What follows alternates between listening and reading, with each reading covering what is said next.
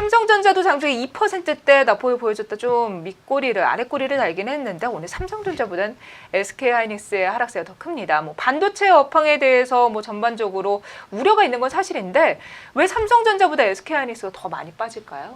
그거는 반도체 단일 품목의 영향이 크다 보니까 SK하이닉스의 영향력이 더 그런 식으로 나오지 않나 생각들고 있는데요. 오늘 아침에 미국 시장에서도 필라델피아 반도체 지수를 훅 끌어내린 게 이 관련된 리포트였었죠. 아마 2020년도까지 반도체 업황 못 돌아갈 것이다. 솔직히 이 관련된 얘기는 다들 그럴 가능성이 높지 않을까로 바라봤는데 누가 먼저 훅 하고 고양이 목에 방울을 다느냐. 이쪽이었다고 봐야 되겠죠. 그래서 오늘 좀 그런 쪽이 얘기가 가시화되다 보니까 주가가 전반적으로 밀렸다라고 봐야 될 것 같은데, 근데 이제 가장 중요한 거는 이제 IT 경기 관련된 쪽과 이제 반도체 관련된 쪽 같이 봐야 되겠죠. 그러다 보니까 경기 민감 쪽에서도 최첨단을 달리는 이 IT 경기 쪽에 대한 분위기는 당연히 글로벌 경기에 영향을 받을 수밖에 없습니다. 근데 지금 같이 미중 무역 분쟁 관련돼서 이제 될 듯 말 듯 하다가도 또다시 원점. 그리고 뭔가 합의할 거야. 조금만 기다려봐라고 해도 우리는 원칙 그대로 딱 내세우고. 그러다 보니까 전혀 진전이 없는 상황 쪽에서 나오는 분위기가 좀 오래 간다라고 하게 되면 당연히 글로벌 경기에 영향을 받을 수밖에 없습니다. 그런 관점적으로 봤을 때는 실물 경기 자체에 대한 근간들은 지금 생각보다 많이 위축되고 있다는 게 맞다고 봐야 될 것 같고요. 대표적으로 중국과 미국에서 누가 더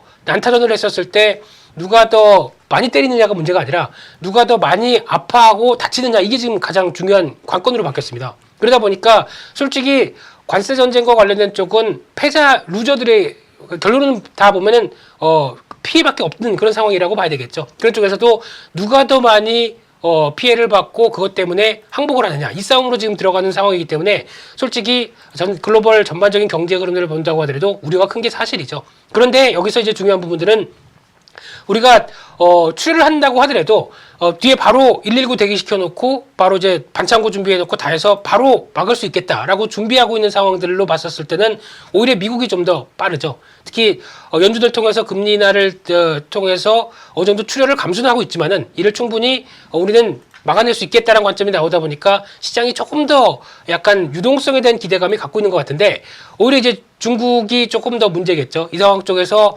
만약에 지금 나오는 지표들이나 여러 가지 분위기를 봤었을 때 중국이 그냥 그대로 밀고 간다라고 하게 되면 앞으로 한 올해 연말쯤 가게 되면 타격이 상당히 클 수밖에 없습니다. 그런 쪽에 대한 부담감이 지금 중국에서 나오는 여러 가지 지표들이 조금 더 나올 가능성이 높기 때문에 아마 이제 미국은 약간 계속 보여줬던 그 공격 그대로 가고 이제 버티기 작전, 그리고 우리는 충분히 흡수할 수 있어, 이런 쪽으로 나가는데, 중국은 이제 반대로 보게 되면은 이제 여러 가지를 하려고 하는데, 일단 지금 지준율 인하를 올해 3번째 했었고 추가로 하든가 아니면 금리 인하까지도 해야 약간 소화를 할 수 있는 정도까지 들어오는 상황이죠. 그런데 지금 위안화 환율은 벌써 7위안대를 달러당 7위안대를 넘어가기 시작하면서 여기서 금리 인하를 쓰게 되면은 금방 또 7위안대 휙 올라가게 되겠죠. 그러다 보면은 자금 압박, 특히 이제 외국인들 자금 유출부터 여러 가지 어떤 부정적인 시각이 또 커질 수밖에 없기 때문에 되게 지금 약간 고민을 하고 있는 게 지금 중국의 입장이라고 봐야 될 것 같은데,